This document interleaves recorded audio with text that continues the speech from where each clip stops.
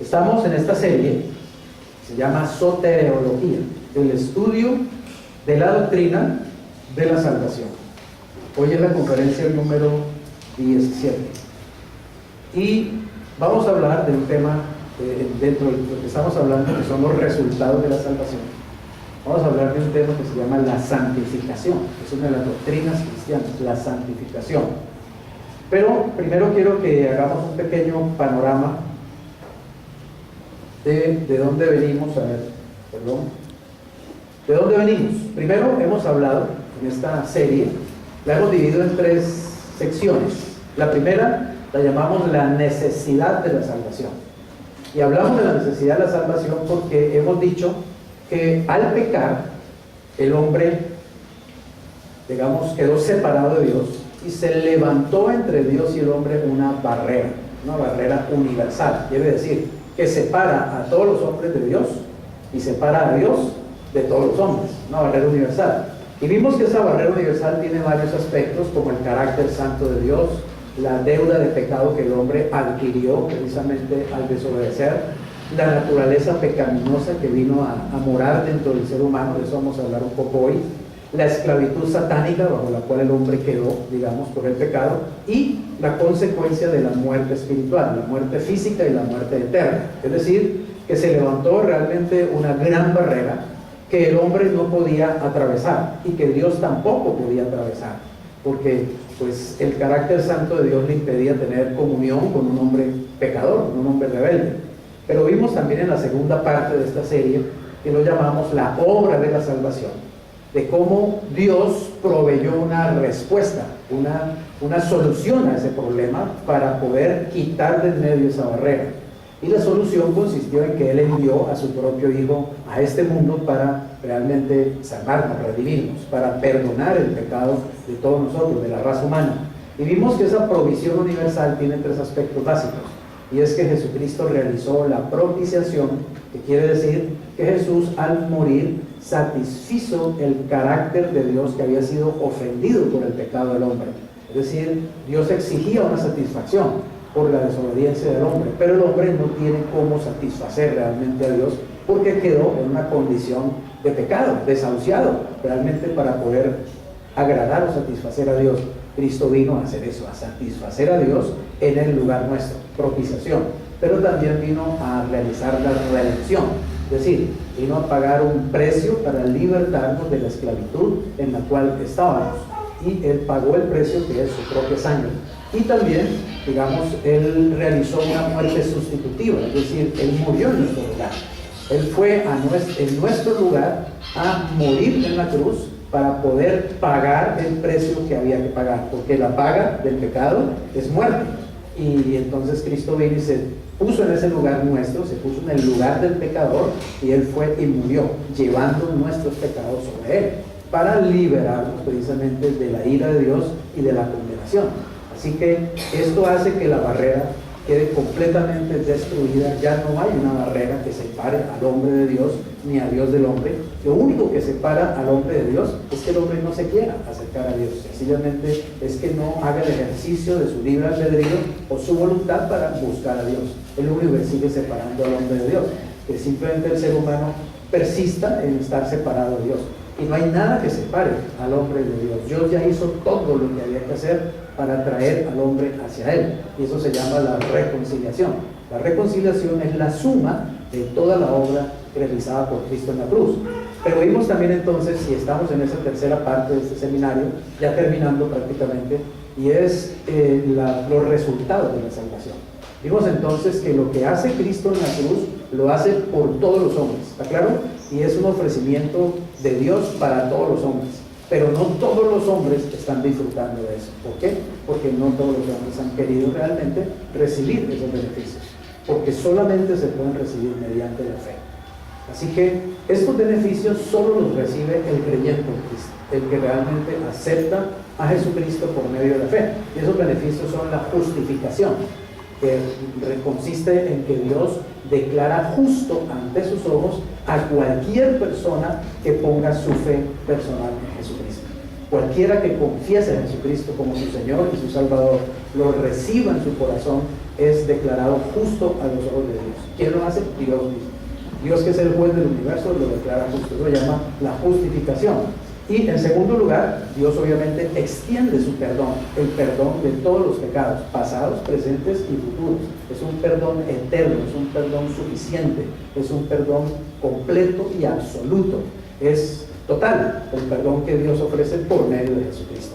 Y obviamente, pues eso trae también un tercer beneficio, que es la libertad que uno empieza a experimentar como cristiano al conocer la verdad, al saber que uno está justificado a los ojos de Dios, al saber que hemos sido redimidos, al saber que hemos sido perdonados. Eso trae libertad en el alma, en el espíritu, en la mente, en el corazón. Y también hay otro beneficio, que es la regeneración, y es el hecho de que cuando uno acepta a Cristo, lo que sucede es que realmente el Espíritu de Dios viene a morar dentro de nosotros. Eso dice la Escritura, que nuestro cuerpo se convierte en el templo del Espíritu Santo. Cristo viene a vivir dentro de nosotros por medio del Espíritu Santo, y eso produce un nacimiento espiritual, es decir, una renovación interior, un nuevo nacimiento en Señor Jesucristo. Es más, Él dijo: nadie que no nazca de nuevo puede entrar en el reino de Dios. O sea, no se puede entrar al cielo si uno primero no ha nacido espiritualmente. No se puede experimentar la realidad del reino de los cielos si uno no ha tenido esa experiencia de nacer del Espíritu, nacer de nuevo. Y eso sucede cuando uno acepta a Jesucristo en su corazón, en su vida. El Espíritu Santo viene dentro de mi espíritu y le da vida a mi espíritu. Viene la vida de Dios a morar en mí. Y hay un cuarto beneficio, o un beneficio más, un quinto sería, que es la santificación, que es lo que precisamente vamos a ver hoy, la santificación.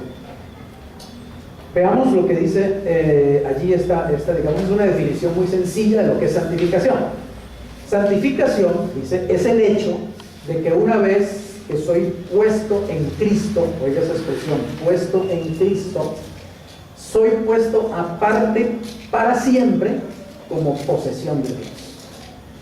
Santificación significa que al creer en Jesucristo y al venir Jesucristo a morar en mí, en ese mismo instante yo soy puesto aparte, como una posesión de Dios. Le pertenezco a Dios. Dios es mi dueño. Por eso la Biblia dice que Jesús es mi Señor. Es decir, es mi dueño. Y yo puedo reconocer a Jesús como mi dueño. Ahora, Él no es un dueño o un señor tirano, ¿está claro? Él no es un dueño o un señor inhumano. Jesús es un dueño y un Señor realmente amoroso, un Señor compasivo. Así que pertenecerle a Él realmente es una bendición muy grande, y saber que yo ahora le pertenezco. El libro de Corintios dice que le pertenecemos en cuerpo, en alma y en el espíritu, que todos nosotros, todo lo que es nuestro, ahora es realmente de Él. ¿Por qué? Porque Él nos apartó para Él, nos hizo suyos. ¿Y cómo los hizo suyos? La Biblia dice que lo hizo comprándonos por medio de la sangre de Jesucristo. Hay un ejemplo que siempre me ha gustado, y es que una historia de un niño que él mismo con sus manos había hecho un barquito, ¿cierto? Él había cortado una madera y la había pulido y había hecho un barco muy bonito y le había puesto velas y todo esto, y este niño amaba mucho ese barquito porque pues lo había creado él, ¿cierto? Y un día se fue al mar a jugar con el barquito, etcétera. En un momento determinado él se descuidó un poco y vino una corriente y se fue llevando el barquito y el barquito se fue mar adentro y el niño no lo pudo recuperar y el barquito se perdió, ¿cierto? El niño quedó muy triste, obviamente, porque él amaba esa creación suya. Y pasaron el tiempo y un día cualquiera, él estaba por el centro de la ciudad dando un paseo y vio en una vidriera y vio el barquito ofreciendo ahí con un precio. El barco estaba ofreciendo una vidriera en la tienda. Entonces él, ¿cómo así? Ese es el barco que yo hice y que a mí se me perdió. Entonces él entró a la tienda y habló con el tendero y dijo: Señor, ese barco que está ahí exhibido, ese barco es mío, yo lo hice. Y le contó la historia, ¿no? Entonces el dueño dijo: bueno, pues niño, qué pena, pero es que ese barco me lo trajo una persona y me lo vendió, yo pagué por él, ¿sí? Entonces, pues yo no te lo puedo devolver. De todas maneras, pues si quieres, cómpralo, ¿sí? El niño amaba tanto ese barco que dijo: yo lo compro, ¿sí? Pero por favor no se lo venda a nadie, o sea, deme unos días y yo consigo. Y bueno, y se fue y empezó a cortar prados y a lavar carros y a hacer una cantidad de cosas para ganar dinero, hasta que, digamos, pudo reunir lo que ahora costaba su barco y fue y lo compró. ¿Claro? Imagínense, él lo hizo, pero le tocó comprarlo. Exactamente eso es lo que hizo Dios. Dios nos creó a nosotros, a todos los seres humanos. Somos una creación de Dios, pero la Biblia dice que nos perdimos. Como ese barco nos alejamos de Dios, nos perdimos realmente en el pecado, en la rebeldía contra Dios. Y Dios tuvo que venir por medio de su Hijo a este mundo y tuvo que venir a comprarnos para que seamos de Él nuevamente. Así que somos doblemente de Dios, uno por creación y dos por redención. Así que la santificación consiste en que cuando Dios nos compra, Él nos hace suyos, nos aparta para Él. Ahora somos su posesión, le pertenecemos a Él para siempre. Miren, estas palabras son de Jesús, exactamente. Jesús dice: mis ovejas oyen mi voz y yo las conozco y ellas me siguen y yo les doy vida eterna y no perecerán jamás y nadie las arrebatará de mi mano, porque mi Padre, que es mayor que todos, me las dio y nadie las puede arrebatar de la mano de mi Padre, porque el Padre y yo uno somos. Son palabras directas de Jesús. Eso da mucha seguridad, ¿no? ¿Qué nos está diciendo Jesús? Que cuando uno es oveja de Él, uno escucha su voz y uno lo sigue, es decir, le cree a Él y le cree a su palabra. Y que cuando uno le sigue a Él, cuando uno, digamos, es de Él, cuando uno está con Él, Él dice: yo le doy vida eterna y no perecerá jamás. Claro que sí nos vamos a morir, pero Él está diciendo que no vamos a morir eternamente, que vamos a vivir eternamente. Es más, Él dice: yo les doy, dice Jesús, yo les doy vida eterna. Eso es una promesa del Señor Jesucristo y Él cumple lo que promete. Ya nos ha probado sobradamente que Él cumple lo que promete, ¿cierto? Y Él dice que nadie puede arrebatarle a una oveja cuando ya está en su mano. Nadie me la puede arrebatar. Por eso es que la salvación no se puede perder.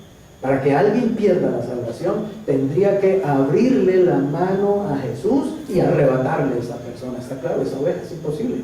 Y es más, no solamente dijo Jesús que nadie lo podría arrebatar a ese cristiano de su mano, sino que tampoco la puede arrebatar de la mano del Padre. O sea que son dos los que nos tienen asidos, agarrados, ¿cierto? Eso quiere decir santificación.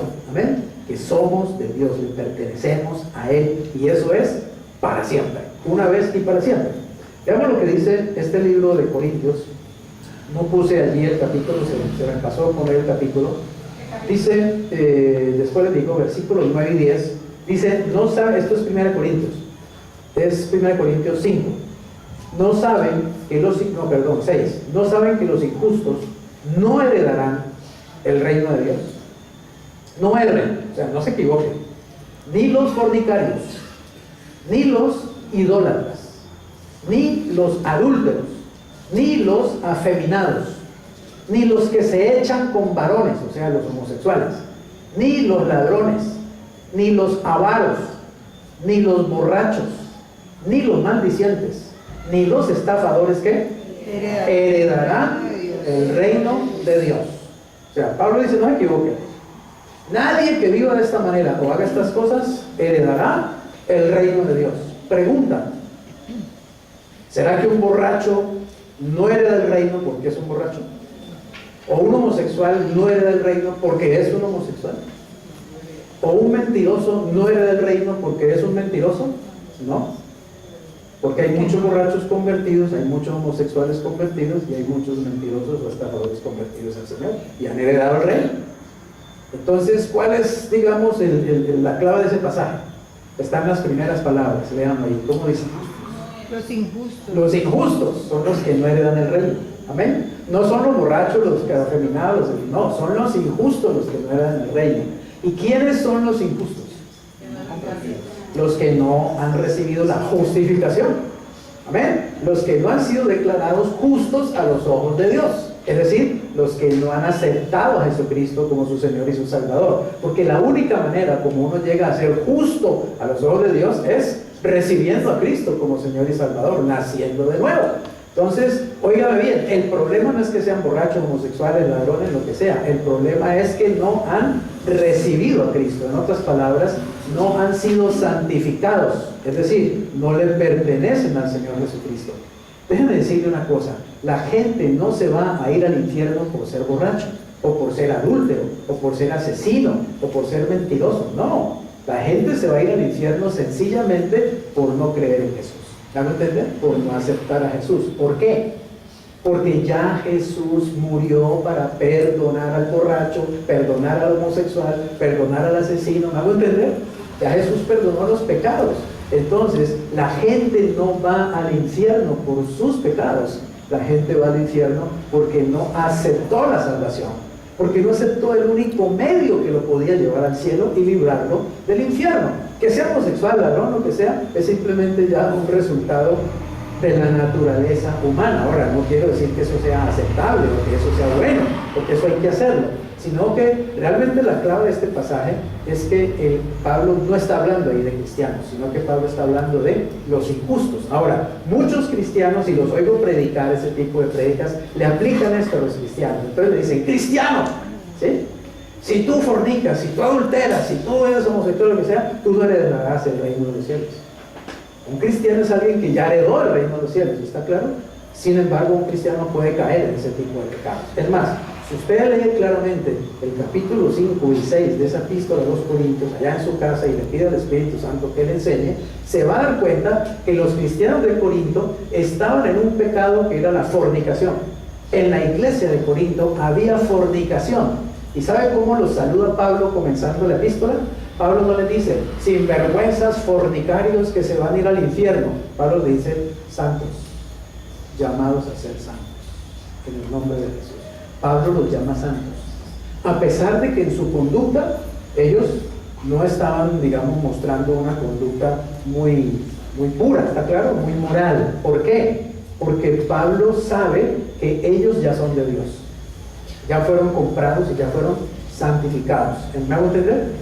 Si usted mira el capítulo 5 de Corintios, va a encontrar un caso, se llama un caso de inmoralidad juzgado en la Biblia.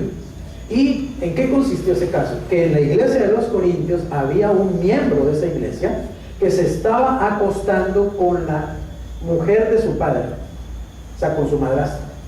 Y Pablo supo eso, y Pablo le escribe a los Corintios y le dice, señores, ahí en medio de ustedes hay uno que está teniendo relaciones sexuales con la mujer de su padre, y ustedes están tranquilos aceptándolo ahí en la congregación. Todo el mundo, hola hermanito, ¿cómo está? Y muchos sabían en qué andaba el sinvergüenza, y hola hermanito, ¿cómo está? Bendecido hermano, bendecido, ¿cierto? Entonces Pablo les dice, a ustedes debería darles vergüenza tener a esa persona en medio de ustedes. Pero Pablo no dice, ese tipo ya está condenado, ese tipo se va a ir al infierno, ese tipo no va a heredar el reino de los cielos. No, ya era un cristiano, ya era alguien que Dios había comprado para él, pero estaba andando en una conducta. Es más, si usted lee, Pablo ni siquiera le llama pecado a eso, sino Pablo dice el que tal hecho ha cometido o el que tal acción ha cometido. Ni siquiera usa la palabra pecado para esa acción. Ahora bien, Pablo dice, yo en mi espíritu ya he juzgado a ese hombre. Claro, porque Pablo es apóstol, y es apóstol, y Pablo había fundado esa iglesia. Pablo tenía autoridad espiritual sobre esa iglesia. Entonces él les dice, reúnanse, y yo me reúno con ustedes en espíritu, ¿está claro? Y les dice, y entreguen a ese hombre, a ese cristiano que está en ese pecado de fornicación, entréguenlo a Satanás, para que se vaya al infierno. No, dice, entréguenlo a Satanás para destrucción de la carne, para que su espíritu sea salvo en el día del Señor. Pablo dice que ese cristiano se va a condenar en el infierno, sino que va a morir físicamente. Entréganlo a Satanás para destrucción de la carne, o sea, muerte física, para que su espíritu, que ya es de Dios, que le pertenece a Dios, que fue comprado con la sangre de Cristo, vaya al Señor. Esa es una disciplina que se aplica en la iglesia del Señor, y se aplicó en la iglesia en el tiempo de Pablo y de Pedro, y se aplica en la iglesia de Jesucristo. Es decir, un cristiano que insiste en pecar, ¿está claro? Y no se arrepiente, y se le llama la atención y se le dice, oiga hermano, venga aquí, usted hermano está en fornicación, ¿sí? ¿Cómo es eso que usted está en fornicación? O sea, hay que llamar a ese hermano, llamarlo al orden, llamarlo a que se arrepiente y que cambie la conducta. Y la Biblia dice que si ese cristiano insiste, digamos, en su pecado, entonces se le eche de la iglesia. Se le diga, fuera, se va de la iglesia. No se va para el infierno, se va de la iglesia. Se le eche como una disciplina, ¿está claro? Y eso fue lo que los corintios hicieron. Llamaron a este cristiano al orden y le dijeron, hermano, el apóstol Pablo dijo que lo entreguemos a usted a Satanás. Y nos dijo que chao con usted, que no tengamos comunión con usted. Porque Pablo les dice, yo les he escrito a ustedes que no se junten con los fornicarios, que no se junten con los adúlteros, que no se junten con los mentirosos, pero no les estoy hablando de la gente del mundo, les dice, porque si no, pues tendríamos que no juntarse con nadie, ¿está claro? Dice, les estoy diciendo es que no se junten con ningún cristiano que ande en ese tipo de conducta. O sea, una forma de llamarle la atención a mi hermano, una forma de hacerlo consciente de su pecado, ¿cierto? No es ir a choncholearlo. Si yo sé que está en fornicación, yo le decía, ay hermanito, bienvenido, en decirle, no, yo le voy a decir, hermano, usted está en un pecado, usted está en un problema, en el nombre de Jesús, yo le pido que usted deje ese pecado. Me ha tocado hacerlo con cantidad de personas en mi iglesia. Obviamente yo lo hago particularmente, ¿cierto? No vengo aquí a decir, hermanos, ¿cómo les parece que fulano de tal? Y usted no se imagina la cantidad de pecados que a menudo hay en una iglesia y la cantidad de conductas que hay de las personas en la iglesia. Usted no se imagina la cantidad de cosas que hay, que los pastores tenemos que, digamos, enterarnos y manejar, y la cantidad de situaciones, pero no hacemos eso público. Eso se hace público únicamente cuando la persona, uno le ha llamado la atención en privado, uno le ha dicho en privado, y la persona se mantiene en su pecado. Entonces la Biblia dice que uno venga con líderes de la iglesia y le diga, mire, estos líderes son testigos, usted anda en fornicación, arrepiéntase de eso, vuélvase atrás de eso, renuncia a ese pecado. Y si la persona insiste, entonces dice que ahí sí se haga público, ¿está claro? Que se le exponga ante la iglesia, y toda la iglesia le dice, afuera. Eso es una disciplina. ¿Para qué? ¿Para que la persona se vaya al infierno? No. Para que la persona se avergüence, ¿está claro? Y la persona caiga en cuenta del pecado tan tenaz que está cometiendo, ¿está claro? Para que despierte, para que abra los ojos. Y entonces, gracias, y entonces realmente, digamos, cambie la conducta. ¿Entendemos eso? Así que había un cristiano corintio, que estaba en esas, acostándose con la madrastra y feliz, y nada pasaba. Pues Pablo dice, échenlo por fuera y entréguenselo a Satanás, o sea, para que Satanás lo mate, le quite la vida a la carne. Es mejor irse a perfumar el cielo que estar acá hediendo, ¿cierto?, azufre y dando un mal testimonio en el nombre de Jesús. Pero ¿saben qué pasó? Si usted lee la segunda epístola de Corintios, usted va a encontrar que ese hombre, después de que lo echaron de la iglesia, se arrepintió, dejó su pecado y vino nuevamente. Realmente no vino, sino que Pablo les escribe y les dice, ahora vayan ustedes y búsquenlo, ¿cierto? Abrácenlo, mímenlo y tráiganlo otra vez a la congregación. Noten eso. Y Pablo era un apóstol. Pablo no decía simplemente como, ya pecó, al infierno ese desgraciado. No, porque Pablo conoce la gracia, Pablo conoce lo que es la sangre de Jesucristo, Pablo conoce lo que es la santificación realmente. Así que muchos hoy que estudian en el lugar de Pablo, ya mejor dicho, por menos han matado a la gente. Yo he escuchado predicaciones de que esa hermanita que se pinta y se maquilla, ya se perdió la salvación, ya se va para el infierno. Unas cosas realmente absurdas, ¿me van a entender? Porque no conocen realmente la gracia y la santificación. Vuelvo, insisto, la santificación consiste en que una vez que crees en Cristo, eso es inmediato, eres de Dios para siempre. Pero que yo le pertenezca a Dios quiere decir que no voy a fallar. Que yo le pertenezca a Dios quiere decir que ya soy perfecto, que yo no fallo en nada, que yo no cometo el más mínimo pecado. No. Sin embargo, yo sigo siendo de Dios. Amén. Y eso no lo cambia nadie. Nadie las arrebatará de mi mano. Ahora, el Señor mismo se encarga, evidentemente, ¿cierto?, de santificar a los que Él toma como santos. Y esa es precisamente el proceso de madurez y de disciplina que Dios empieza a aplicarle a los que son suyos, a los que Él ha comprado con la sangre de Jesucristo.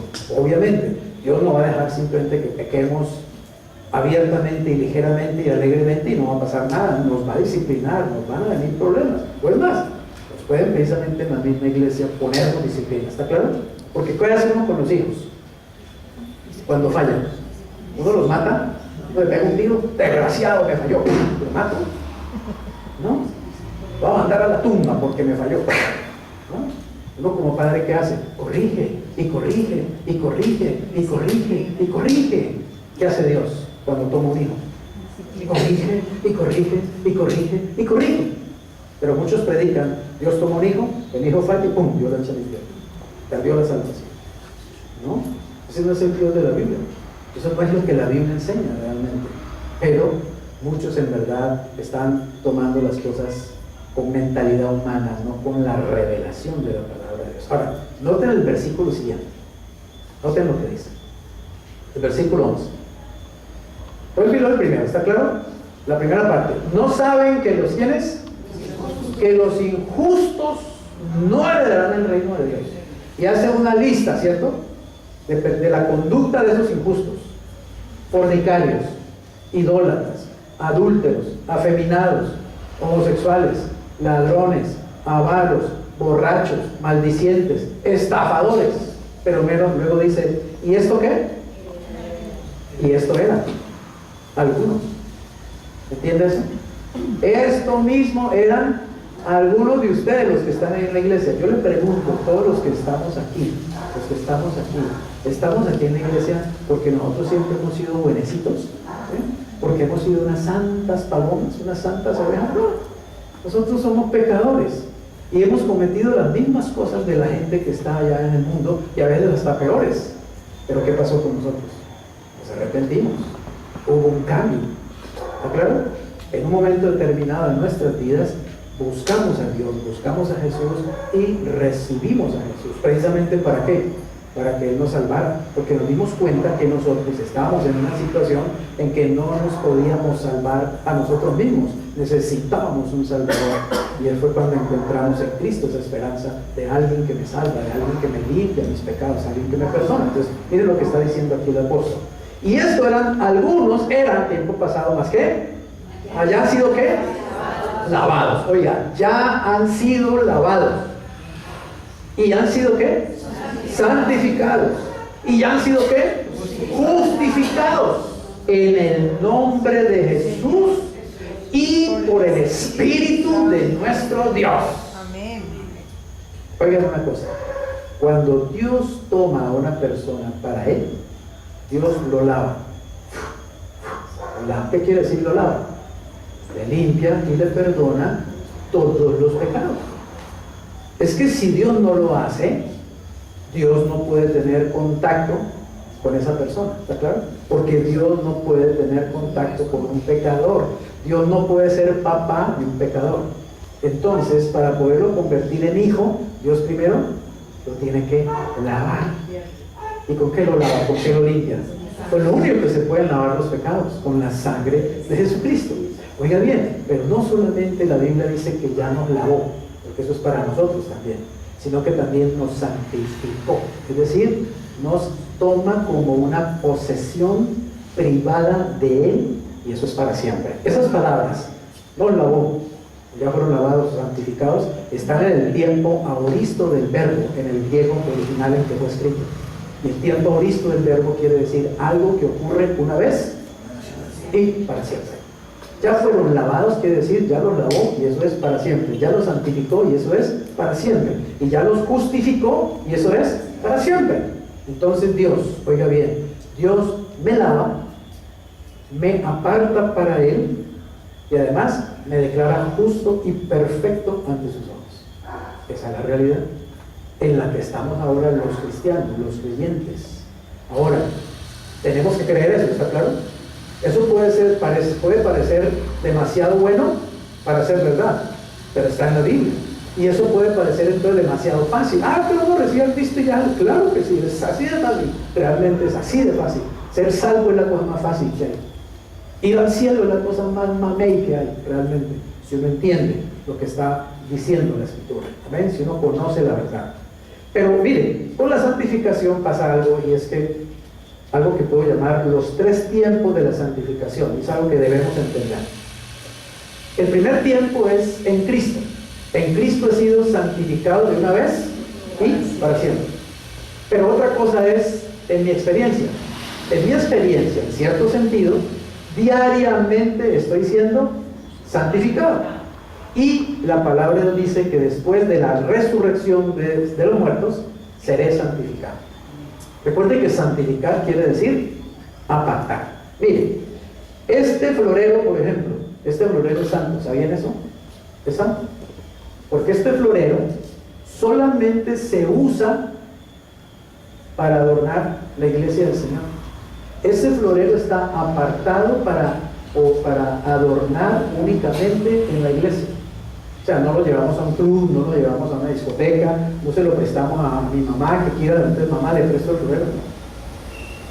Algo que se aparta es solamente para Dios y para su servicio, en la Biblia se llama santo. ¿De acuerdo? No es necesariamente algo que moralmente es perfecto, sino algo que está apartado para Dios. Por eso le dice que nosotros somos santos.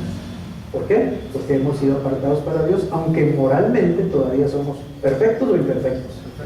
Somos imperfectos, pero somos santos, porque ya le pertenecemos a Dios. ¿Amén? Por eso Pablo, como le digo, a una iglesia que estaba muy desordenada y en la que había cualquier cantidad de pecados, los salió diciéndoles santos, llamados a ser santos. Ahora, esa santificación, vuelvo, insisto, tiene tres tiempos.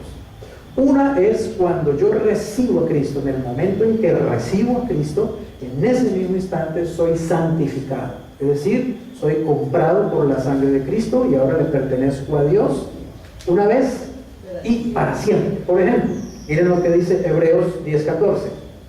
Porque con una sola ofrenda, o sea, la muerte de Cristo en la cruz, ¿hizo qué? ¿A quiénes? ¿Quiénes son los santificados? Nosotros, los cristianos. Ahora bien, oiga lo que dice. Hizo perfectos. Para siempre. ¿Qué dice la Biblia? ¿Que nos va a hacer perfectos? Que ya nos hizo perfectos. Pero le pregunto, ¿usted se ve perfecto? ¿Qué perfecto? ¿Usted me ve a mí perfecto? No, ¿cierto? Entonces, ¿cómo así que ya nos hizo perfectos? Porque eso es el punto de vista de Dios. Eso es para Dios. Para Dios ya somos perfectos. Acuérdese que Dios no vive en el tiempo. ¿Claro? Él no tiene que esperar, ¿cuándo será que Freddy va a ser perfecto? No, Dios no vive en el tiempo, Dios vive en el eterno presente, en la eternidad. Entonces Él ya me ve perfecto y ya soy perfecto para Él. ¿Eso qué quiere decir? Que ya Él me acepta. Él me acepta como su hijo. ¿Y saben qué? Que Él me lleva al cielo, precisamente. Porque ya soy perfecto. Me lleva al cielo como un resultado, sencillamente. Pero ¿qué pasa? Yo no soy Dios. Yo no vivo en la eternidad, yo vivo en el tiempo. Yo estoy sujeto al tiempo. ¿Está claro? Entonces, en mi experiencia, yo no me veo perfecto todavía. Ni se nota la perfección del todo. ¿Está claro? En mi experiencia, yo apenas estoy caminando hacia esa perfección que Dios dice que ya ve en mí. ¿Me hago entender? Así que una cosa es mi santificación posicional, es decir, porque estoy en Cristo, ya soy perfecto una vez y para siempre. Pero otra es mi santificación experimental, que es algo que está ocurriendo. Entonces, ¿qué es un cristiano? Un cristiano es un santo que está en un proceso continuo de santificación. ¿Claro? Un cristiano es alguien que Dios ve perfecto, pero que está en un proceso continuo de perfección. Y eso lo hace el Espíritu Santo. El Espíritu Santo es el que nos va llevando nos va santificando. ¿Qué quiere decir que nos va santificando? Que el Espíritu Santo va colocando en nosotros cada vez más deseos de realmente agradar a Dios. Amén. Más deseos de obedecer a Dios. El Espíritu Santo obra en nuestros pensamientos, en nuestras emociones y en nuestra voluntad de tal manera que nos va jalando hacia Dios. Va haciendo que vayamos aborreciendo el pecado, va haciendo que cosas que antes amábamos y que son desagradables a Dios, nosotros empecemos realmente a aborrecerlas, a ya no querer tener contacto con eso. ¿Eso quién lo hace? El Espíritu Santo es el que hace la obra de la santificación. ¿Entendemos eso? No soy yo, no es que yo me proponga y no, yo voy a ser más amoroso este año. Uno de los propósitos del año 2019 es que yo voy a ser más amoroso. Voy a fracasar. Porque en mi propio esfuerzo, en mi propia naturaleza humana, yo no puedo realmente lograr eso. Pero si yo le digo, Señor, hazme más amoroso durante el año 2019, créame que Él lo va a hacer. Y el Espíritu Santo comienza a hacer una obra, y Él obra en tus experiencias y Él obra también adentro, y comienza realmente a hacerlo, porque la Biblia dice que el Espíritu Santo está trabajando en nosotros para formar el carácter de Cristo en nosotros. Yo le pregunto, ¿quién puede asemejarse al carácter de Cristo? Simplemente tratando de, ¿está claro? Tratando de hacerlo por sí mismo. Ningún ser humano, no nos perdemos ni en la vuelta de la oreja, Cristo, realmente. Pero el Espíritu Santo sí puede hacerlo. Dentro de nosotros puede ir formando el carácter de Cristo. Eso se llama santificación. Ahora bien, la experimental, Romanos 6:22 dice, mas ahora que han sido ¿qué? Libertados del pecado y hechos siervos de Dios, tienen por fruto suyo ¿qué cosa? La santificación, y como fin la vida eterna. Oigan eso, imagínense lo que los cristianos tenemos. Uno, hemos sido libertados. Uno, libertados del pecado, ya somos libres. Dos, le pertenecemos a Dios, somos posesión de Dios, estamos al servicio de Dios. Qué privilegio. Tres, tenemos como fruto la santificación, es decir, ir creciendo, ir madurando en el carácter de Cristo cada vez más mientras estemos en este mundo, en esta vida. Y cuatro, nuestro fin no es el infierno, nuestro fin no es el lago de fuego que arde con azufre, nuestro fin no es la muerte segunda, nuestro fin no es la condenación, nuestro fin es vida eterna, salvación. ¿Tenemos algo que perder? Sinceramente lo tenemos todo ganado, no por nosotros, sino gracias a Jesucristo. Gracias a que le pertenecemos a Él. Gracias a que Él dice, nadie los arrebatará de mi mano. Yo les doy vida eterna y no perecerán jamás. Y si Él lo dice, póngale la firma, porque así es. Su palabra es verdad. Pero yo tengo que creer esa verdad. Si yo no creo esa verdad no puede afectar mi vida y no va a haber cambios reales y poderosos en mi interior y en mi mente y en mi corazón y en mi conducta, porque es por la fe que yo puedo recibir realmente esos beneficios. Y el tercer tiempo, la santificación, es la santificación futura. Y es lógico, mire, dice por ejemplo en 1 Corintios 15, 51 y 52, que aquí les digo un misterio. No todos dormiremos, quiere decir, no todos vamos a morir físicamente. Ahí la palabra dormir es la muerte del cristiano, la muerte del creyente. El sueño, digamos, Dios compara la muerte de un cristiano con el dormir. No todos dormiremos, o sea, no todos vamos a morir, oiga bien, pero todos seremos ¿qué? Transformados. ¿Cuándo? En un momento. ¿Qué tan rápido? En un abrir y cerrar de ojos. ¿Cuándo? A la final trompeta. ¿Por qué? Porque se tocará la trompeta y ¿qué pasará? Los muertos serán resucitados incorruptibles y nosotros seremos transformados. Note que Pablo está hablando de dos tipos de personas aquí. Dice, los muertos serán resucitados, dice, y nosotros seremos transformados. Pablo está diciendo que va a llegar un momento en que va a haber una generación de cristianos que van a ir al cielo sin pasar por la muerte física, que no van a tener que morir para ir al cielo, sino que van a ir derecho. ¿Cuándo va a suceder eso? ¿Cuándo va a ser eso? Cuando suceda el arrebatamiento de la iglesia, porque está escrito que Cristo va a volver a recoger su iglesia y que va a recoger a su iglesia antes de que comiencen los 7 años de la gran tribulación aquí en la tierra. Cristo va a sacar a su iglesia antes de que vengan los 7 peores años de la historia de la humanidad. En esos 7 años va a reinar un hombre que se llama el Anticristo. En esos 7 años se va a levantar una super iglesia, una super organización religiosa satánica, se llama la Gran Ramera. Y Satanás, dice la Biblia, va a ser arrojado a la tierra y Satanás va a estar en la tierra destruyendo todo a su paso. Y en esos 7 años van a haber maremotos, sismos, terremotos, es decir, lo que estamos viendo ahora no es nada. Jesús le llamó a lo que estamos viendo ahora, le llamó principio de dolores, pero él dijo, pero aún no es el fin.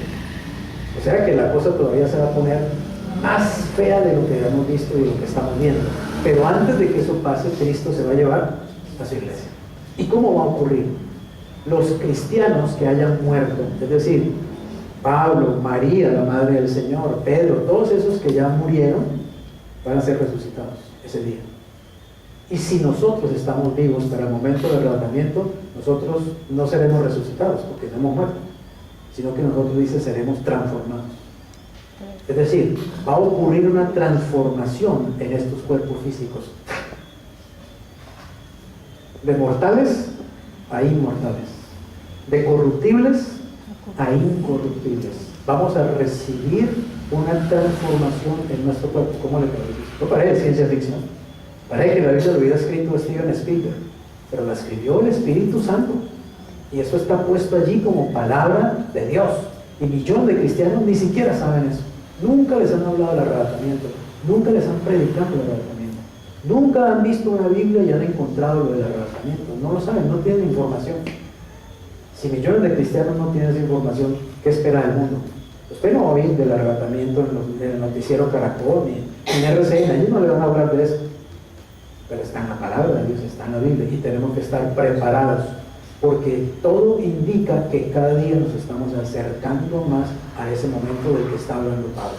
Les digo un misterio: no todos dormiremos, es decir, no todos vamos a morir físicamente, pero todos seremos transformados. Ahora miren esas palabras que usan. A la final trompeta, porque se tocará la trompeta y los muertos serán resucitados. ¿Y cómo son resucitados? Incorruptibles, quiere decir con cuerpos que ya no se pueden corromper, y nosotros seremos transformados. Entonces miren lo que va a pasar. ¿Y qué es lo que sucede realmente? Cuando uno muere, ¿qué pasa? Según la Biblia, cuando uno muere, lo que sucede es que mi alma y mi espíritu, que son las dos dimensiones inmateriales que hay en mí, vuelan al Señor inmediatamente, y el cuerpo queda aquí vacío. El cuerpo no es más que un envase, un cascarón, ¿sí?, donde habita mi espíritu y mi alma. Recuerde que usted es, según la Biblia, usted es un espíritu que tiene un alma, es decir, tiene personalidad. ¿Está claro? Es decir, piensa, siente y actúa. Usted es un espíritu que tiene un alma, pero que habita dentro de un cuerpo. Pero habita dentro de un cuerpo que es temporal, que es corruptible, que es mortal. Ese cuerpo no dura sino 87 años, 90 y pico de años. Por ahí vi un señor ayer montando bicicleta, un francés, ¿cierto? 106 años y monta en bicicleta. Ya ese realmente lo están buscando como 5 cementerios, tienen boleta de captura ya sobre ese señor, en realidad, ¿entienden? Porque un ser humano, pues, de 106 años ya es un récord. ¿Entendemos eso? O sea, estos cuerpos no están diseñados para vivir tanto, y menos estos cuerpos no están diseñados para ir al cielo. Uno no puede entrar al cielo con este cuerpo. Uno entra al cielo en espíritu y alma, ¿está claro?, dejando el cuerpo, o a menos que Dios le transforme a uno este cuerpo, así, como dice allí, en un abrir y cerrar de ojos.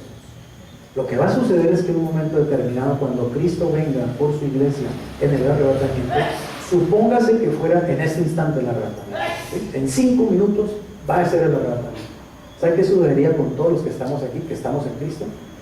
Que inmediatamente, pero eso es así, fin, hacemos un pestañeo y ya estamos en el cielo. Dice que nos reunimos con Cristo en las nubes. ¿Nos damos cuenta? O sea, eso debe ser todo. Igual que cuando la gente se muere. Va una persona en una bicicleta y llega un carro, ¡pum!, lo atropella y lo mata de una. La persona inmediatamente queda fuera del cuerpo.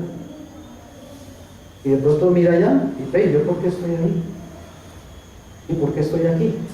Queda en espíritu y en alma, y el alma y el espíritu tienen una fisonomía, tienen un cuerpo, también es un cuerpo espiritual, y la persona de pronto está viendo su cuerpo allá y dice, ¿y ese por qué parece a mí? ¿Por qué es mi bicicleta? Y de pronto te das cuenta, ahí me morí. O sea, la muerte a veces llega y te agarra así. El arrebatamiento nos va a agarrar así, en un abrir y cerrar de ojos. Digamos que llegó ahorita el arrebatamiento, ¿saben qué va a pasar?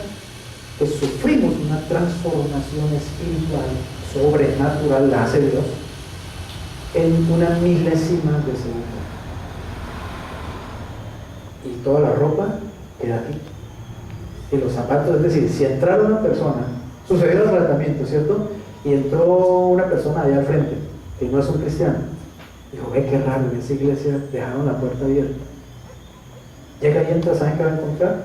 Toda la ropa nuestra, los zapatos, los bastones, ¿cómo se llama? El paraguas, los libros, las carteras, los celulares, todo lo físico, porque uno no se va al cielo con esta ropa, ni con estos zapatos, ni nada.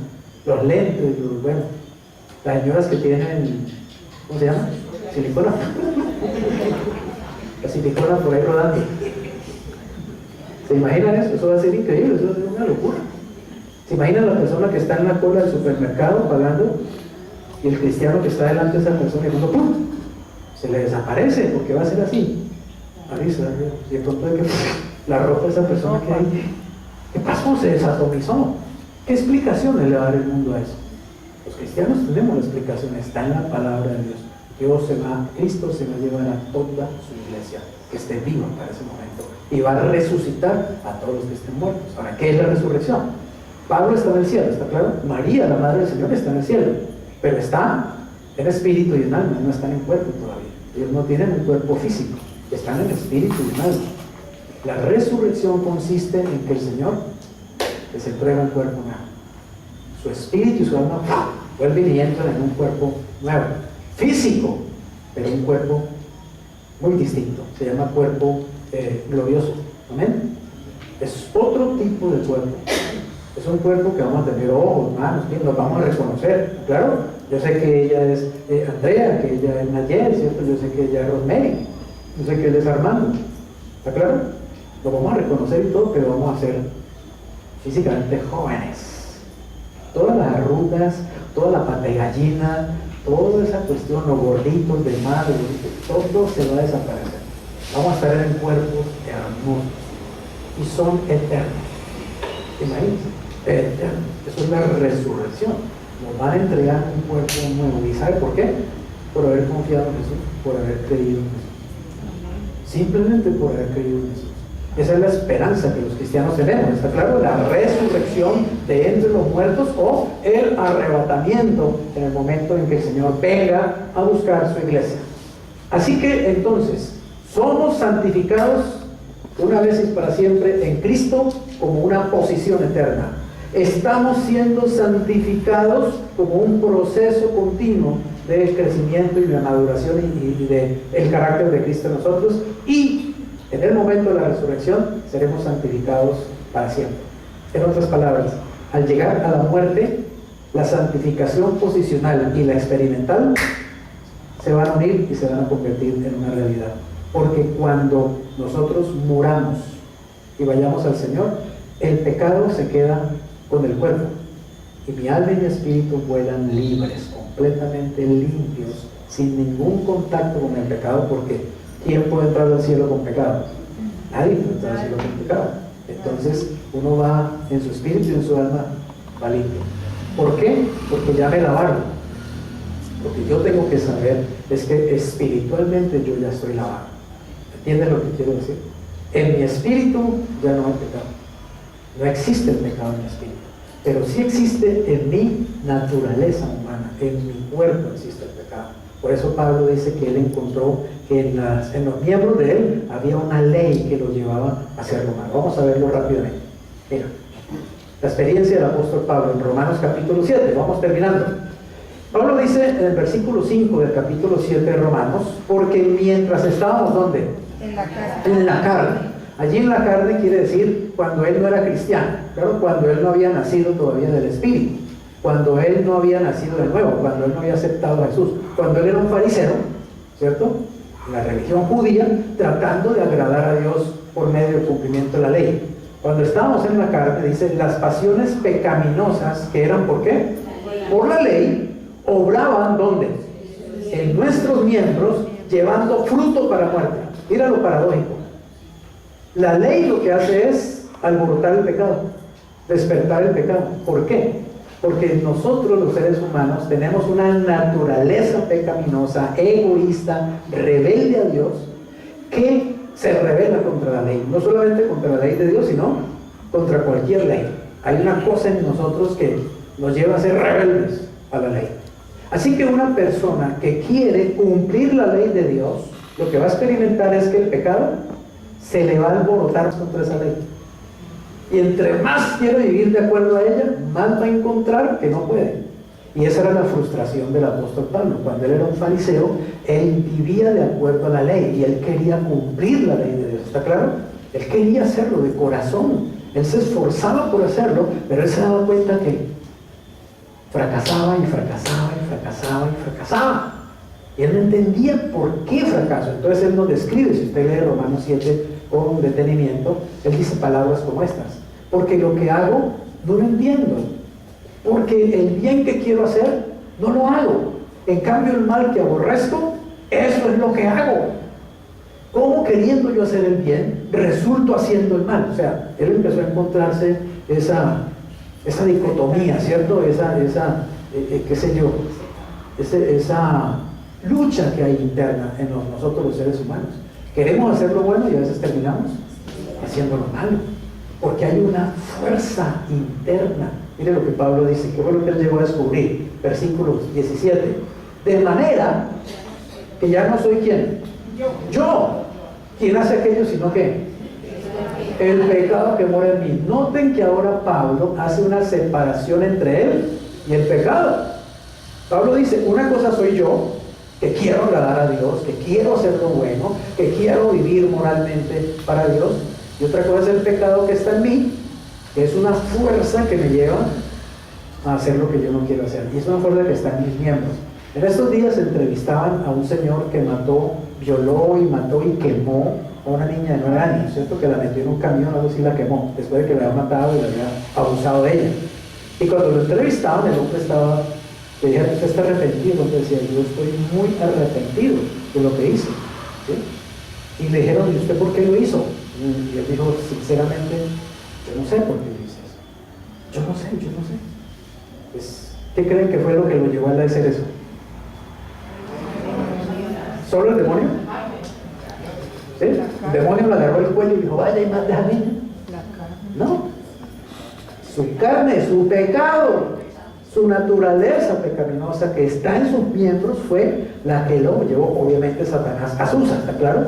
Satanás da la idea. A lo mejor Satanás le dijo, uy, mira cómo está de linda esa niña, uy, cómo será violar a la niña, cómo será de rico y todo. Satanás tienta, pero finalmente uno es el que cede, uno es el que se somete. Por eso Pablo dice en Romanos 6, ustedes ya están muertos al pecado, ya no se sometan al pecado y no sometan sus miembros al pecado. Si ustedes antes sometían sus miembros a la injusticia, ahora sométanlo a Dios. ¿Está claro? Ahora yo puedo tomar la elección. Créanme una cosa, Satanás se te puede aparecer en persona, y decirte, haz esto, y si tú le dices, no lo hago porque no me da la gana, no te puede obligar, ¿está claro? Él solamente te puede tentar que tú lo hagas, pero tú tomas la decisión final, ¿está claro? Finalmente es la naturaleza pecaminosa, es el pecado que está en el hombre lo que lo lleva a cometer todas las atrocidades que vemos todos los días. Prenda el noticiero para que usted vea lo que es la naturaleza humana, ¿sí o no? Prende el noticiero entonces. Cogieron a la doctora fulana de tal porque se robó 3.500 millones. ¿Qué llevó a la doctora fulana de tal a robarse los 3.000 millones de pesos? ¿Qué? ¿El pecado? ¿Qué está en ella? ¿Está claro?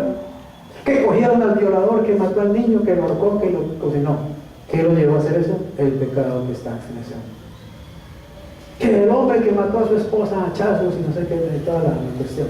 Que llevó a ese hombre a agarrar a la esposa a hachazos, el pecado. Ese es el problema que hay en la raza humana. ¿De acuerdo? Y es lo que no queremos reconocer los seres humanos. No queremos reconocer que hay algo muy malo en nosotros, que hay algo que funciona muy mal, algo que realmente necesita de Dios.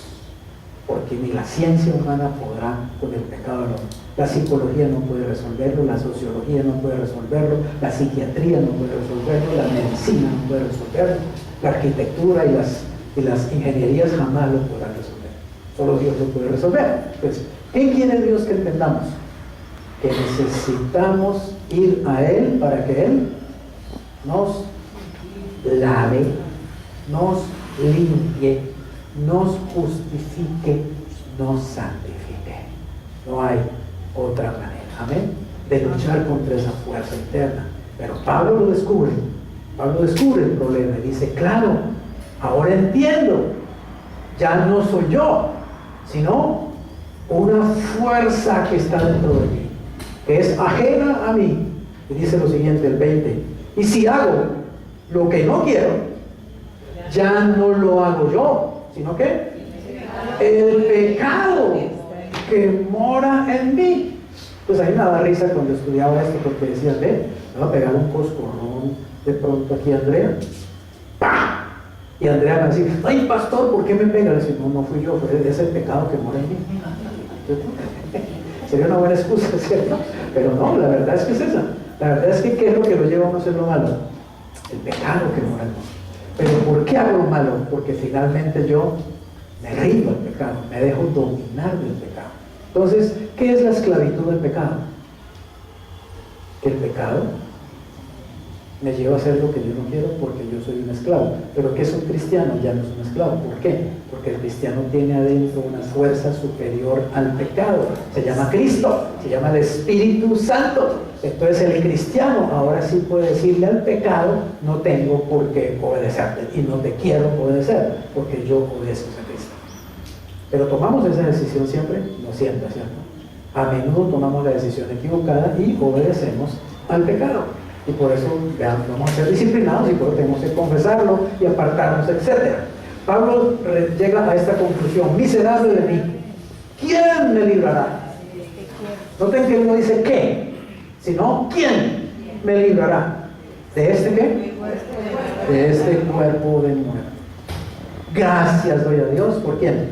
Por Jesucristo, Señor nuestro. Así que Él es el que nos liberta, ¿cierto? Así que oigan esto, así que yo mismo con la mente sirvo a la ley de Dios, mas con la carne a la ley del pecado. Entonces, pregunta, ¿cómo se puede resolver ese problema diario de nuestros pecados diarios? ¿Cómo podemos vivir una vida realmente santa, una vida realmente limpia? ¿Cómo podemos dejar realmente de mentir? ¿Cómo podemos dejar de decir palabrotas? Algunos que se les salen sapos y culebras. Aquí son un libro, aquí son unos alabanzas. Allá en la casa unos groseros terribles, los conozco. ¿Cómo podemos hacer para no ir allá a mi computador y a mi televisor a ver pornografía? Aquí en la iglesia. Y allá en la casa el desgraciado viendo pornografía toda hora. ¿Cómo hago para no hacer eso? ¿Cómo hago para empezar a vivir en limpieza? No delante de los hombres, no vive para nada, delante de Dios. ¿Cómo hago para dejar de estar pensando mal a toda hora? ¿Cómo hago para dejar de estar envidiando y criticando y chismeando y juzgando a los demás? ¿Cómo hago para dejar esa porquería? ¿Cómo hago? Yo no puedo. Yo tengo que empezar por reconocer que yo no puedo. No tengo el poder para hacer eso. Tengo que empezar por reconocer que yo necesito un alguien que me ayude. ¿Quién me librará de este cuerpo de muerte? Gracias doy a Dios por Jesucristo. Gracias doy a Dios por Jesucristo. Entonces yo tengo que ser consciente de que Cristo está dentro de mí. Solo Él puede librarme de mis ataduras, mis pecados, mi maldad, mi malo pensamiento, mi mala conducta, etcétera, etcétera, etcétera. Pero es que Cristo no está muerto. Cristo no está pintado en un cuadro, en una pared.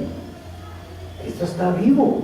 Es lo que tengo que entender. Hasta que yo lo entienda, eso no me pone un velo. Cuando yo descubro que Cristo realmente está vivo, así como descubro, oiga bien, así como descubro esa fuerza oscura dentro de mí que me lleva al pecado, comienzo a descubrir esa otra fuerza, el Espíritu Santo, que me lleva a hacer lo bueno. Y comienzo a tener contacto con el Espíritu Santo y a conocer al Espíritu Santo. El Espíritu Santo no es una palomita, ni es un airecito, ni una nubecita, es una persona, es Dios. El Padre es Dios, el Hijo es Dios, el Espíritu Santo es Dios. Cuando yo empiezo a descubrir esa realidad, entonces comienzo a saber que hay una fuerza mayor dentro de mí que se llama el Espíritu de Dios. Y esa fuerza contrarresta a la fuerza del pecado. Entonces yo me rindo al Espíritu Santo y el Espíritu Santo me lleva a vivir como un santo, como lo que realmente soy, como lo que Dios dice que yo soy. Amén. Y es por el poder del Espíritu Santo, no hay ninguna otra forma de hacerlo. Ahora, nota esto. La ley superior del Espíritu, Romanos 8:2 dice, porque, oiga esto, ¿la ley de qué? Del Espíritu de qué? De vida en Cristo Jesús. En otras palabras, la vida de Cristo que está en nosotros se convierte en una ley. ¿Está claro? Me ha que librado de la ley, del pecado y de la muerte. La ley del pecado y de la muerte es lo que me lleva a pecar, a fallar, aún como cristiano. Pero ahora hay otra ley superior en mí, se llama la ley del Espíritu. Espíritu Santo, el Espíritu de Cristo, Cristo que está en mí, me libra de esa ley. ¿Ustedes han visto un avión despegar? ¿Han visto un avión grande despegar? ¿Cómo hace esa mole de lata de acero con un motor inmenso? ¿Cómo hace un avión para volar como una pluma, como un pájaro? ¿Cómo hace ese aparato tan pesado para volar? Eso era hasta que el hombre descubrió, ¿cierto?, una ley. El hombre conocía la ley de la gravedad. ¿Qué es la ley de la gravedad? Es una ley que desde el centro de la Tierra chupa todo hacia el centro de la Tierra. Y es lo que nos mantiene pegados a la Tierra, ¿está claro? Usted sabía que estamos parados en un globo, ¿cierto? Los chinos están así, miren. Están de cabeza, realmente están de cabeza, porque estamos en una bola, ¿o no? Uno estamos arriba y otro estamos abajo, pero la bola está girando. Hay momentos en que los chinos están de cabeza, de pie, y nosotros estamos de cabeza. Yo le pregunto, ¿cómo hace usted para estar parado en una bola que está girando en el espacio, está girando rotación sobre su propio eje, rotación, y además traslación? Está andando en una elipse, y óigame bien, eso está girando rapidísimo. ¿Cómo hace usted para estar en esa bola y no salir disparado hacia el espacio? Porque cuando usted se pare allá, no hay nada que lo detenga. Aquí no detiene el techo. Si saliéramos volando, pero ahora nada nos detiene. ¿Cómo hace para eso? Porque Dios creó una ley que se llama la ley de la gravedad. Y esa ley mantiene las cosas pegadas a la tierra, amarradas a la tierra. Pero el hombre dijo, yo quiero volar. ¿Cómo hago para volar si esa ley mantiene pegado en la tierra? Pero alguien comenzó a ver los pájaros. Entonces dijo, ¿por qué los pájaros sí vuelan? ¿Por qué la ley de la gravedad no afecta a un pajarito? Tiene que haber otra ley que anula, ¿entiendes eso? Esa ley de la gravedad. Tiene que haber una ley que es superior a la ley de la gravedad y le permita a los pájaros volar. Y el hombre la descubrió, se llama la ley de la aerodinámica, así se llama. Por esa ley es que un avión coge impulso en una rampa y simplemente él coge impulso del avión y se pone en las manos de esa ley, y ya esa ley lo levanta como una pluma. Porque la ley de la aerodinámica es superior a la ley de la gravedad, la supera. Hay una ley que supera al poder del pecado que está en nosotros. Se llama la ley del Espíritu de vida en Cristo Jesús. Si uno se somete a esa ley del Espíritu de vida en Cristo Jesús, uno comienza a vencer al pecado que está en su propia vida, porque empieza a operar en una ley superior, la ley del Espíritu. Y eso está en la Biblia, pero eso no es teoría, eso es vivencia, eso es experiencia, eso es realidad. Entonces, cuando usted conscientemente se entrega a la ley del Espíritu de vida en Cristo Jesús, esa ley lo comienza a montarse sobre la ley del pecado y de la muerte. Y usted empieza a vivir como un santo, no como un santurrón. No estoy hablando de un fariseo, no estoy hablando de andar fingiendo, estoy hablando de vivir como un santo, como alguien que en público y en privado vive en limpieza. ¿Estamos entendiendo? Ahora, no estoy diciendo perfecto. No. Desgraciadamente no podremos ser perfectos en esta vida, pero sí podemos acercarnos a esa perfección, porque sí se puede. ¿Y sabe por qué se puede? Porque todo lo puedo en Cristo, que me fortalece. Lo que pasa es que los cristianos de pronto no anhelamos mucho ser santos, ¿sí? Queremos ser sí ricos y famosos, pero no santos, ¿de acuerdo? Queremos ser populares, pero no santos. Queremos estar sanos, pero no santos. ¿Cómo entendiendo? Si anheláramos las cosas más profundas de la Biblia, si anheláramos las cosas más profundas que Dios nos ofrece, también las experimentaríamos. Y cuando uno experimenta lo profundo de Dios, lo demás es añadidura. Amén. Lo demás no sabe tan rico ya. Lo demás es lo demás. Dios quiere que entremos en las aguas profundas de lo que Él nos ha revelado en su palabra. Hay cosas más maravillosas que vivir en santidad. La libertad que produce la santidad. La bendición que produce andar en limpieza. ¿Para qué uno vivir fingiendo? ¿Para qué uno vivir escondiéndose de la mujer? Allá con otra vieja, allá, y llega a la casa de amorcito. ¿De dónde viene? De la oficina. Estaba con mucho trabajo. ¿Para qué esa porquería? ¿Por qué no vivir santamente? ¿Por qué no vivir para una sola mujer? ¿Por qué no amar realmente a esa mujer? ¿Por qué no respetar a esa mujer? ¿Por qué no entregarle todo a esa mujer? No, porque se puede fingirse, porque se puede vivir doblemente. Pero, ¿qué dice la Biblia? Hay un Dios que te está mirando continuamente. A Dios nadie se lo puede engañar. Nadie puede engañar a Dios. ¿Saben qué es lo hermoso? Vivir delante de Dios. ¿Saben qué dice el profeta Elías?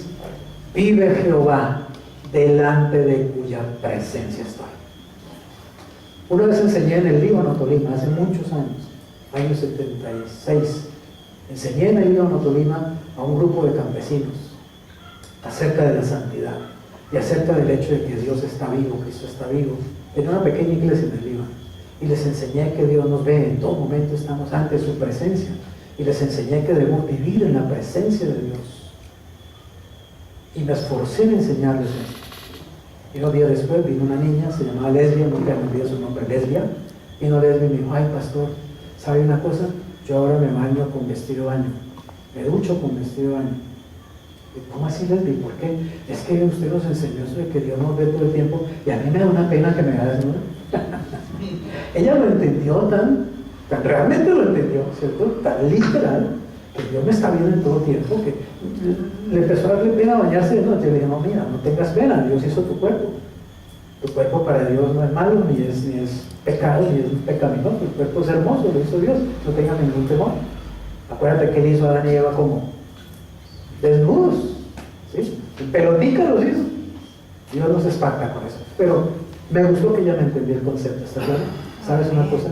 Si uno mantiene esa conciencia de que uno vive delante de Dios todo el tiempo, uno se deja de estar viviendo delante de los demás.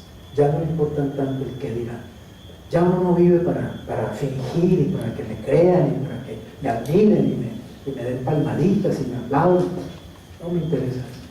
Vivo delante de Dios. Es delante de Dios que me interesa vivir. Y sé que se puede. Sé que se puede. ¿Por qué? Porque la ley del Espíritu de vida en Cristo Jesús me ha librado de la ley del pecado y la muerte. Terminamos. Mi experiencia, escucha esto que es muy importante, mi experiencia será transformada conforme vea lo que realmente es verdad acerca de quién. Acerca de mí. Ahora, ¿dónde está la verdad acerca de mí? En la Biblia, tienes que leerla.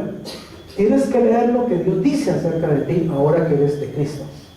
Cuando yo tomo esa verdad que Dios dice acerca de mí y la considere verdad, eso es todo lo que yo puedo hacer.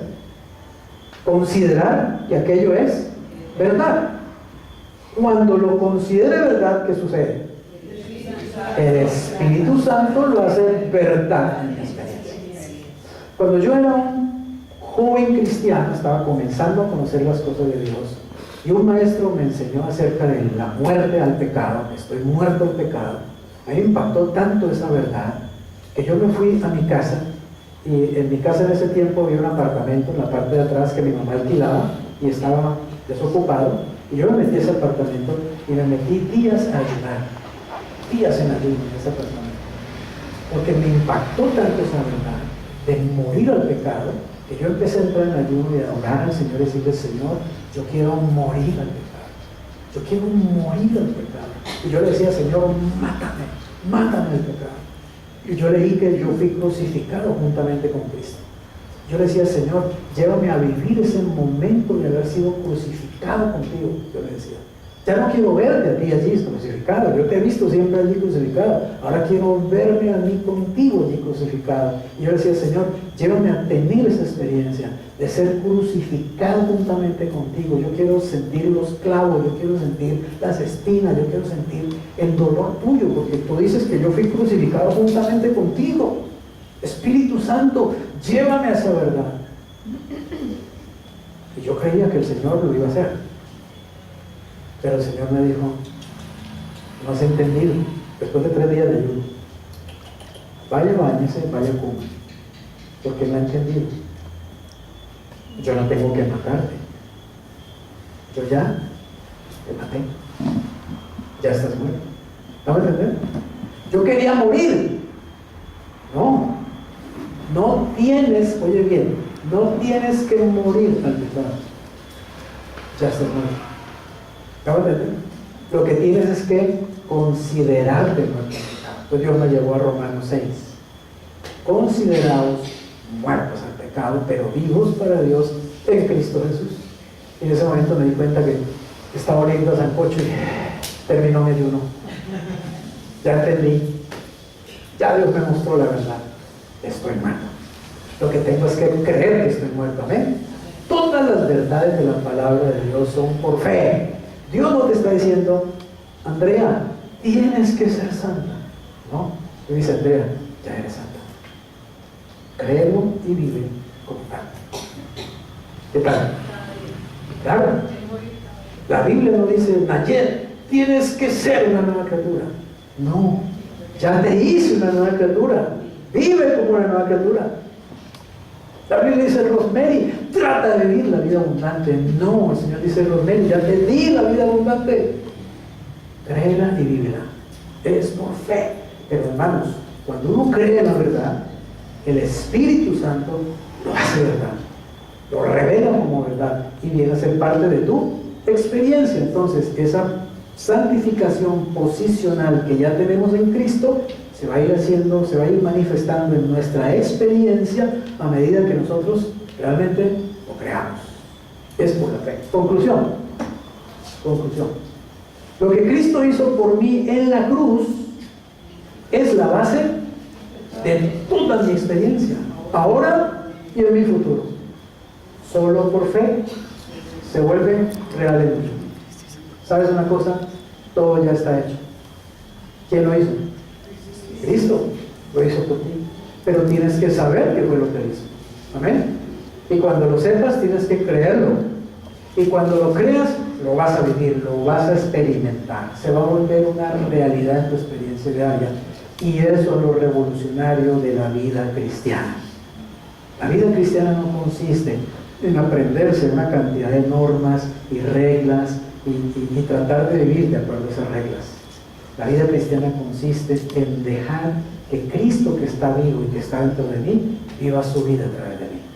Eso es experiencia espiritual. Y eso es poderoso y es contrarrevolucionario. Porque no soy yo, sino Cristo en mí. Tienes que llegar a ese punto. Tienes que meterte en esa realidad hasta que sepas que Cristo realmente vive su vida a través de ti. Eso es lo que hace de la vida cristiana una vida completamente diferente a cualquier otra experiencia. Cuando sabes que Cristo realmente está en ti y vive a través de ti. Es su vida, no la mía. Es su poder, no la mía. Es su santidad, no la mía. Es su sabiduría, no la mía. ¿Entiendes eso? Es Cristo. Y esto es lo que cambia realmente la vida de los cristianos. Y es lo que hace cristianos poderosos, influyentes, cristianos gozosos, victoriosos. Descubrir esa verdad. Ya no soy yo, sino Cristo. Así como Pablo dice en un momento: ya no soy yo quien hace aquello, sino que el pecado que mora en mí. Ahora tú puedes decir: ya no soy yo quien hace aquello, sino Cristo que vive en mí. Deja que Él viva en ti. Pídele que viva a través de ti. Ya no te preocupes tanto por ti mismo. Deja de estar pidiendo tantas cosas para yo y lo mío. Vive para Cristo. Deja que Él viva a través de ti. Cuando Él viva a través de ti, Él va a traer todo lo que tú necesitas. Te va a dar todo lo que necesitas. Y va a hacer cosas maravillosas en tu vida. Pero estamos demasiado centrados en nosotros mismos. Estamos demasiado enamorados de nosotros mismos. Estamos demasiado distraídos con nosotros mismos. Que no vemos a Cristo realmente. Que no nos hemos dado cuenta quién está dentro. Y es muy poderoso. Y es tremendo. Y es maravilloso. Deja que Él sea. Dile, Señor, ya sé que estoy muerto. No tengo que morir, estoy muerto. Estoy muerto al pecado, estoy muerto a mí mismo, a mi egoísmo, etcétera, etcétera. ¿Para qué me preocupo de muerto? Dile a tu Señor Jesús. Amén. Padre, gracias te damos en el nombre de Jesús. Te alabamos, te bendecimos, Señor, porque tu palabra es verdad. Señor, entendemos y reconocemos que esa verdad es demasiado grande, es demasiado profunda. No la podemos entender en 45 minutos, en una hora, Señor. Necesitamos toda una vida para poder profundizar en esa verdad y poder realmente experimentar esa verdad. Pero gracias porque tu Espíritu Santo está en nosotros para llevarnos a esa experiencia, Señor, para llevarnos a esa realidad. Padre, gracias por habernos comprado por medio de la sangre de Jesucristo para que te pertenezcamos por toda la eternidad. Gracias porque es lo que Cristo hizo en la cruz, lo que me permite ahora estar ante tu presencia y vivir en tu presencia cada día. Señor, te alabo, te bendigo y te adoro por haberme amado de tal manera que entregaste a tu Hijo Jesucristo en la cruz. Señor Jesús, te agradezco por haberme amado de tal manera que fuiste a morir en mi lugar y derramaste tu preciosa sangre para comprarme para Dios. Amado Espíritu Santo, te doy gracias por amarme tanto que has venido a morar, a vivir, a habitar dentro de mí para llevarme a experimentar toda esta verdad maravillosa. Señor, te entrego mi corazón. Hagamos esta oración juntos. Dígale, Señor, en este lugar, en esta hora, en este día, te entrego conscientemente, voluntariamente y libremente, te entrego mi vida, te entrego mi corazón, te rindo a ti lo que pienso, lo que siento, lo que decido.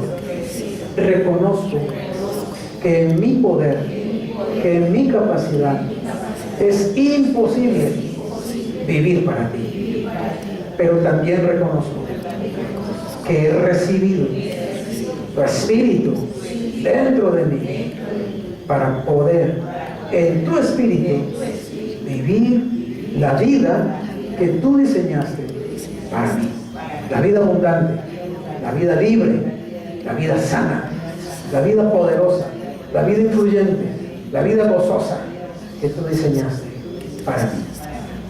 Por la fe me apropio en esta hora que he sido comprado para ti y que te pertenezco por toda la eternidad y que nada ni nadie podrá arrebatarte de tu mano, porque tú así lo has declarado. Ayúdame, Señor, a conocer la verdad. Ayúdame a vivir en este proceso de santificación constante por el Espíritu. Me rindo a ti, me sujeto a ti, me someto a ti, en el nombre de Jesús. Y te doy a ti toda la gloria, toda la honra, todo el poder. En Cristo Jesús. Amén. Amén. Bendiciones.